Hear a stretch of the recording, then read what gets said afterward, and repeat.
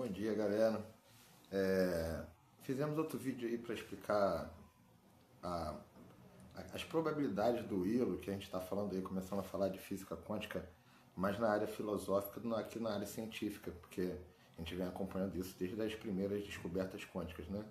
Então vamos lá, apesar de ter feito aquele vídeo, mostrado as probabilidades, cada qubit vai em superposição, ele vai se multiplicando, e explicar a superposição do bit, não bit, aquela explicação tradicional, me veio a pergunta de um amigo, mas continua a dúvida, e aí, o que é o qubit? Então vamos lá, vamos começar a desmistificar o qubit, né?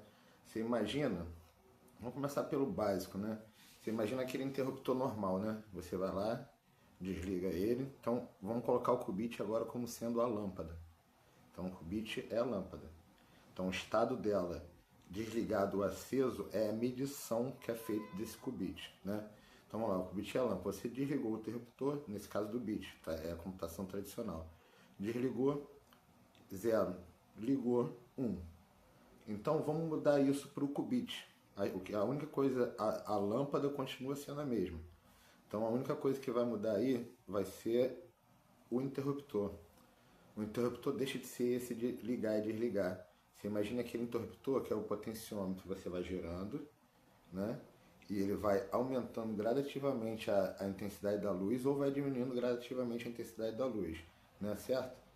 Mas aí, esse aí seria um qubit, porque ele tem várias probabilidades. Entre o zero, entre o total desligado e o total ligado, ele tem infinitas probabilidades aqui no meio.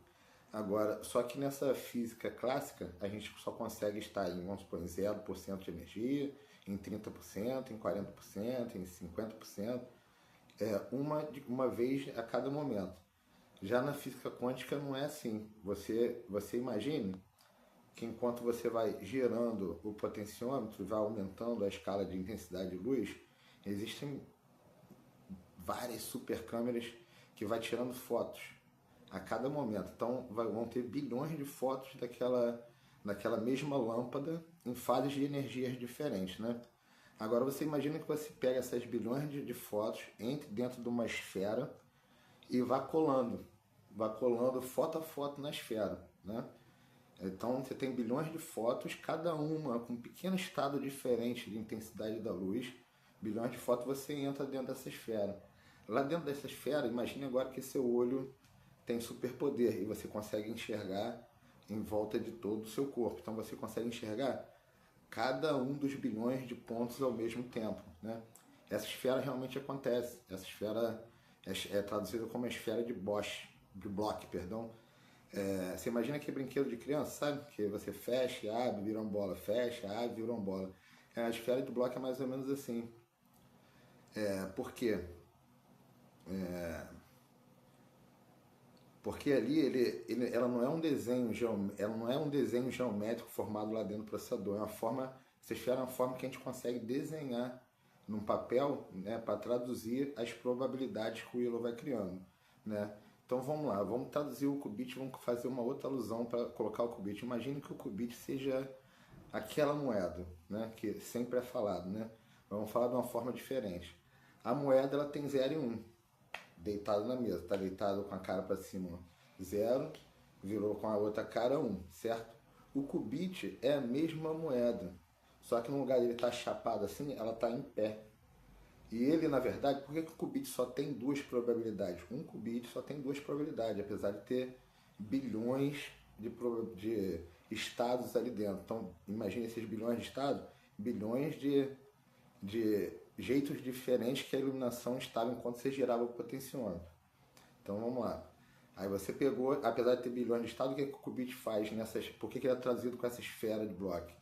Ele pega um polo, ele enxerga um polo e outro polo. Então, quando você tem um qubit separado, o Willow vai enxergar. Imagina um planeta Terra, né? A moeda seja o planeta Terra, tem polo norte e polo sul. No planeta Terra ele vai girando. Então, o Willow, na hora de fazer a medição nesse qubit, ele vai medir o polo norte e o polo sul. Mas isso não é polo norte e polo sul dependendo de quando está a Terra, né? Ele vai fazer a medição.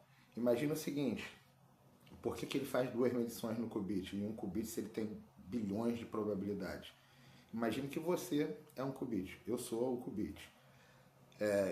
Enquanto eu estou aqui correndo, não sei o que, fazendo várias coisas, eu estou escondido, né?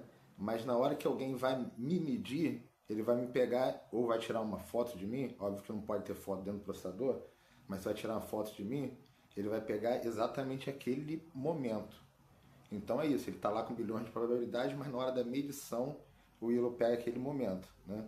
Então por que acontece tantas probabilidades se ele pode ser um qubit também tem dois estados, né? Que ele pode ler os estados. Vamos tentar mostrar isso no papel, peraí. Imagina a Terra com dois polos, né? A gente tem a gente tem um polo, vou colocar um qubit, dois polos, ele está medido por aqui e por aqui. Um qubit, dois polos, medindo os dois polos, certo? Quando você acrescenta o segundo qubit, ele vai para 4, ele vai para 4. Tudo bem, então, peraí.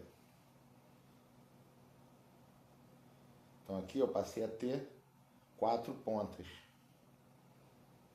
Quando você acrescenta o terceiro qubit, você põe em cada ponta mais 3.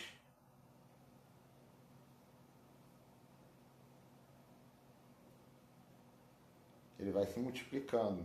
Isso aqui, se a gente for desenhando, ele vai virar a esfera de Bohr, mais 3. Então a gente põe um quarto qubit, ele multiplica geral também. Ó. 1, 2, 3, 4. 1, 2, 3, 4. Cada extremidade. Então ele vai pegando a bifurcação e vai criando as probabilidades. Imagina o seguinte, mas como ele cria essa probabilidade? Imagine que eu estou numa estrada, eu sou um qubit, né? O qubit, a rua tem 2 caminhos, o qubit na rua. Nesses 2 caminhos, quando eu acrescento um segundo qubit, nas 2 pontas dele, ele cria 2 bifurcações. Uma para lá e uma para cá, uma para lá e uma para cá. Então virou outras 2 ruas. Se eu acrescento um terceiro qubit, ele faz mais 3 em cada ponta. Então, 1, 2, 3, 1, 2, 3, 1, 2, 3, 1, 2, 3. Então, ele sempre ele vai multiplicando o resultado final por 2, né? Então, é isso. Agora, vamos tentar explicar. A gente já entendeu mais ou menos o que é o qubit. O qubit, traduzindo de forma geral, ele é um circuito, né? Não é circuito, ele é um estado de energia, né? Que está dentro de um circuito físico, né? Como que esse qubit é formado? Ele entra em duas placas, entre duas placas microscópicas de metal, geralmente de nióbio. Quando você dá o comando para ele lá, ele pega os elétrons da placa do nióbio e eles se descolam do átomo. Os elétrons que estão ali em volta do átomo na extremidade, quando joga no zero absoluto, ele se descola do átomo. Então esses átomos passam a ser o núcleo do átomo passa a ser uma esteira, porque ele se descolhe no lugar de ficar naquele movimento doido, no zero absoluto e no frio, ele se descolhe e vai correndo como uma esteira por cima do átomo do metal, né? Então lá no final entre esses dois metais tem também um isolante. Então quando o qubit entra ali, por que ele cria essa superposição? Quando o qubit entra, quando os elétrons entram ali, ele vibra de uma forma que eu chamo de efeito de flash, né? Quem assiste série, filme, o flash ele dá uma vibrada para atravessar paredes. É mais ou menos isso que o elétron faz. Ele, apesar de ter um isolante ele vibra de uma forma que ele atravessa o isolante sem encostar. Então ele vai criando estados de superposição do próprio elétron. Então lá no final, esses elétrons eles vão ter bilhões de estados ao mesmo tempo e eles se juntam, formando essa esfera de Bohr, essa multiplicação. E nessa esfera eu tenho 2 polos. Então ali eu tenho um qubit, né, enjaulado pelas moléculas lá do metal do nióbio. Né? Aí eu formei um qubit. É um qubit guardado dentro de um circuito. Não sei se deu para ser agora eu conseguir ser claro em relação a isso. Aí sim, aí depois que a gente coloca um segundo qubit, que seria um segundo circuito para abrigar um segundo qubit, você cria 4 condições que o Willow consegue ver. Apesar de ter bilhões aqui, bilhões ali, o Willow vai conseguir enxergar as 4. Aí, quando você coloca um terceiro qubit, Ele enxerga 8 estados, que ele combina os estados entre um qubit e o outro, né? Então gera essa multiplicação. Para lá no final, pegar tudo que deu certo de cada um, ele vai pegar o estado de um, o estado de outro, o estado de outro. Então foi a probabilidade que deu certo. Ele pega a probabilidade que deu certo de todos e faz o que eles chamam de onda, que seria essa onda, seria a resposta, que são os elétrons que conseguiram pegar o caminho correto, né, que pegaram esse estado de superposição e tal, eles se juntam no final e criam uma onda formando a resposta, que seria a resposta correta. Mas só que imagine só, se em 150, em 105 qubits eu tenho 45,5 milhões de probabilidades, imagine uma senha de um cadeado, né? A senha de cadeado com 4 dígitos, aquele cadeadozinho. Se a gente quisesse descobrir no Willow qual é a senha do cadeado e botasse ele lá, ó, vai tentando aí, tenta achar sempre isso aí. Pô, 4 dígitos a gente dá aí 10 mil combinações.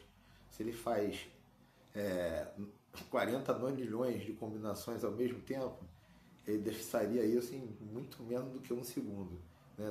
Muito menos do que um milissegundo, talvez um nanosegundo ele já saberia a senha daquele cadeado. Isso aconteceria com as senhas de banco e tudo mais. Por que esse processador serve? Ele não vai servir, pelo menos por enquanto, eles não pensam nesse processador como um instrumento de trabalho, área de trabalho desktop. Não, é basicamente para cálculos extremos, na verdade.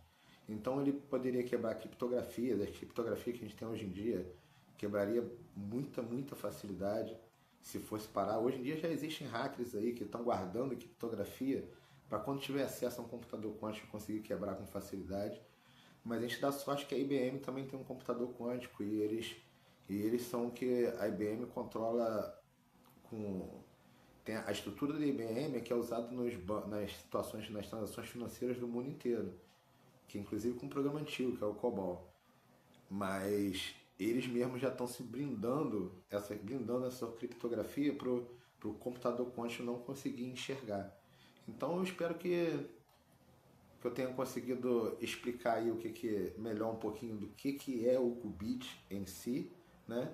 Porque ficou aquela dúvida no ar. Então, um qubit é como se fosse a lâmpada, é como se fosse o planeta Terra, é como se fosse uma moeda girando, né? Imagina a moeda, vamos fazer a mesma ilusão da moeda com a luz. Imagina que você pega ela e gira ela em super velocidade. Ela vai virar aquela névoa porque você não vai conseguir nem enxergar, girando na velocidade da luz.